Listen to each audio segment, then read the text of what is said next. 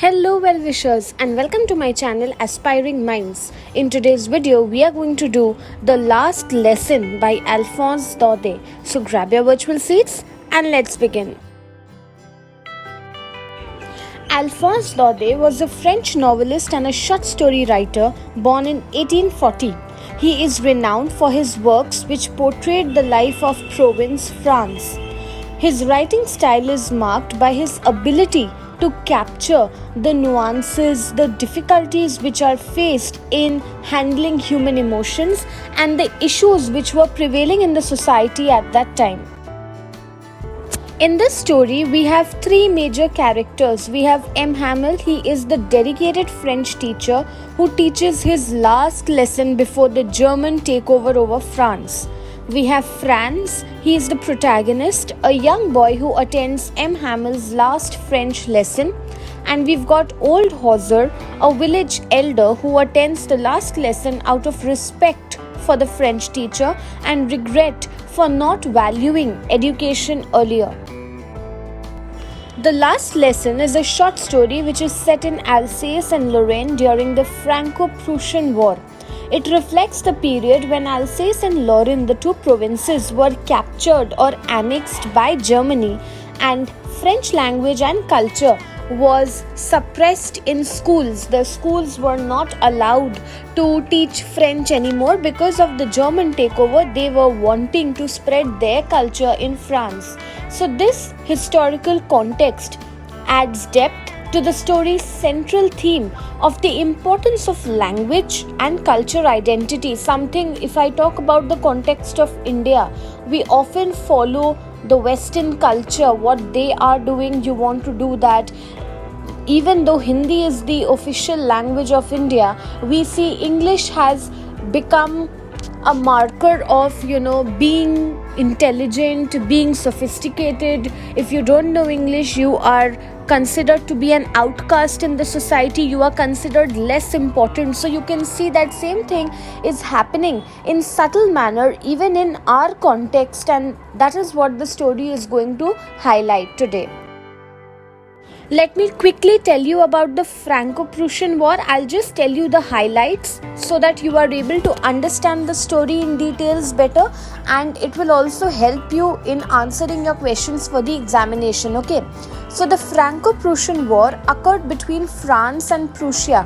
Prussia is actually a German state and it happened around 1870 to 1871. It was caused because of the tensions that existed between France and German states over who would control certain territories, and particularly it was for Alsace and Lorraine that there was a fight happening between these two places. Now the war began when France declared war on Prussia, hoping to prevent Germany from taking over. Prussia, which was led by Otto von Bismarck, quickly gained the upper hand because Prussia had superior military strategy and technology. The war ended with the Treaty of Frankfurt, in which France was forced to give up the territories of Alsace and parts of Lorraine to the newly formed German Empire. The defeat of France in the Franco-Prussian War contributed to a greater stronghold of Germany under Prussian leadership, and it had very deep consequences on European politics and power dynamics. It was a very, very difficult time for France because they were able to now lose complete control over these two places for which they had been fighting.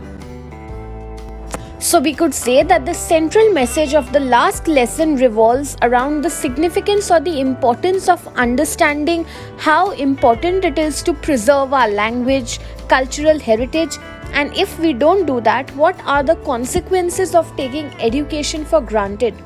It highlights the impact of political changes on education and how one must seek to preserve its identity. In this case, it is the identity of the country as a whole, but you must also find ways of preserving your own personal identity. So with all this little bit of background and establishing the context for you, let us now understand in details what the story is all about. The story begins when Franz, the protagonist of the story, is late for school and he is having a fear that his teacher Hamel is going to scold him. Not just that, apart from that, he was told to prepare the topic on participles, and according to Franz, he says that he did not even know the first word about them. And then he says, for a moment I thought of running away and spending the day out of doors.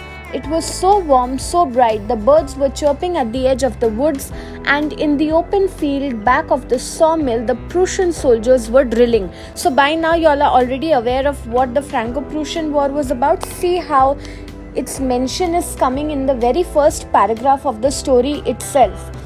When I passed the town hall, there was a crowd in front of the bulletin board. For the last 2 years, all our bad news had come from there. The lost battles, the draft, the orders of the commanding officer, and I thought to myself without stopping, what can be the matter now? So the boy is completely unaware and he does not even have enough time already. He is running late that he would stop to refer to this bulletin board to know what was exactly happening. Why was the crowd over there? Because he mentions that this was a way of communicating in those times when the story is set. In today's times, you can get the news on your phones, not just the television.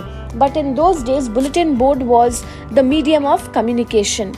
So the boy Franz, he proceeds from there, and then when he is entering the premises of the school, he says, usually when school began, there was a great bustle which could be heard out in the street, the opening and closing of desks, lessons repeated in unison, very loud with our hands over our ears to understand better, and the teacher's great ruler rapping on the table. But now it was all so still. I had counted the commotion to get to my desk, but without being seen, but of course the day everything had seemed as quiet as a Sunday morning, so everything was dead silent. He says that through the window I saw the classmates I already in their places, and Hamel walking up and down with his terrible iron ruler under his arm. And remember, till now Franz is not aware of what has exactly happened. And then Hamel says, go to your place quickly, little Franz. We are beginning without you. So let's see what happens after this.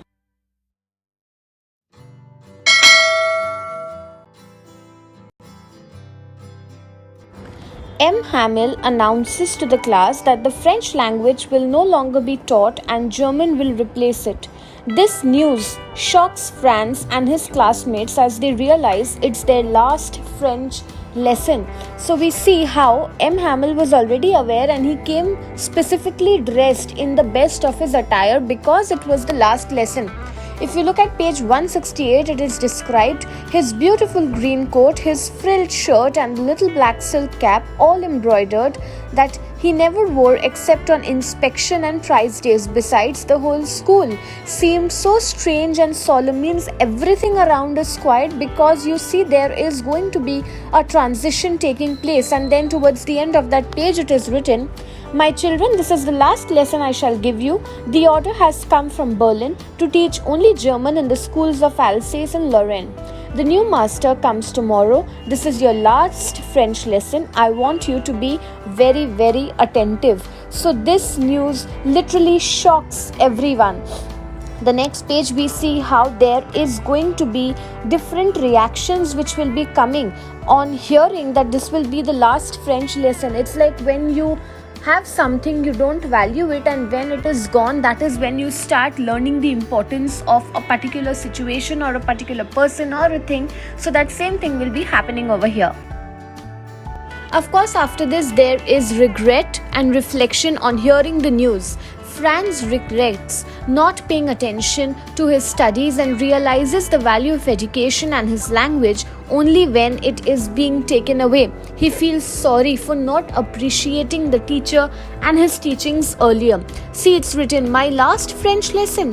Why? I hardly knew how to write. I should never learn anymore. I must stop there then. Oh, how sorry I was for not learning my lessons, for seeking birds' eggs or going sliding on the Saar. My books that had seemed such a nuisance a while ago, so heavy to carry. My grammar and my history of the saints were old friends now that I couldn't give up. And M. Hamel too, the idea that he was going away, that I should never see him again, made me forget all about his ruler and how cranky he was. So you stop seeing the flaws in the person when you see that the person is slipping away from the organization. Poor man, it was in honor of this last lesson that he had put on his fine Sunday clothes. See, now everything is starting to make sense to Franz, and now I understood why the old men of the village were sitting there in the back of the room. It was because they were sorry too that they had not gone to school more. It was their way of thanking our master for his 40 years of faithful service and of showing their respect for the country that was theirs no more. So you see how one by one there is a lot of reaction, and Franz, through the eyes of or through the perspective of Franz, we are getting to know about how suddenly it has become all important, and something that they thought to be very casual and they were not valuing it enough. Everything starts making sense, and they wish that they could get back the moments they have lost in the past. After this, M. Hamel delivers a heartfelt speech about the importance of the French language and the consequences of neglecting education. He emphasizes the significance of language in preserving cultural identity. How do we see that? We see how he says, "I won't scold you, little Franz. You must not feel bad enough. See how it is. Every day we have said to ourselves, I've had plenty of time, I'll learn it tomorrow. And now you see, when we've come out, that's the great trouble with Alsace. She puts off learning till tomorrow. Now these fellows out there will have the right to say to you, how is it you pretend to be Frenchmen and yet you can neither speak nor write your own language?" So the teacher is pointing out that because you didn't value the French lessons earlier, you don't know the language properly, and tomorrow onwards when the Germans are going to take over, they are going to highlight this weakness and further try to dominate over you. They will say that you don't know your own language despite being Frenchmen. So therefore, there is all the more reason for you to start learning the German language. Then he starts giving a grammar lesson. He teaches the class a final lesson on French grammar and writing, requesting them to cherish their language and heritage. He says, "I was amazed to see how well I understood it all. All he said seemed so easy, so easy." So Franz is finding the lesson extremely easy. That day, M. Hamel had new copies for us written in beautiful round hand. France, Alsace, France, Alsace. So the teacher also had put in extra effort to prepare for the class that day, and the students also were being able to understand whatever was being taught to them. Will they make them sing in German, even the pigeons? Whenever I looked up from my writing, I saw M. Hamel sitting motionless in his chair and gazing first thing in the morning. And it is not just Franz, but if you see somewhere around the second paragraph on page 171, it is written, "Down there at the back of the room, old Hauser had put on his spectacles and holding his primer in both hands, spelled the letters with them. You could see that he too was crying. His voice trembled with emotion, and it was so funny to hear him that we all wanted to laugh and cry. And how well I remember it, that last lesson." So you see, even the people who earlier did not value education had come to attend this last and final lesson before the German takeover the next day. All at once, the church clock struck 12, then the Angelus. At the same moment, the trumpets of the Prussians returning from drill sounded under our windows. M. Hamel stood up very pale in his chair. I never saw him look so tall. "My friends," said he, I, but something choked him.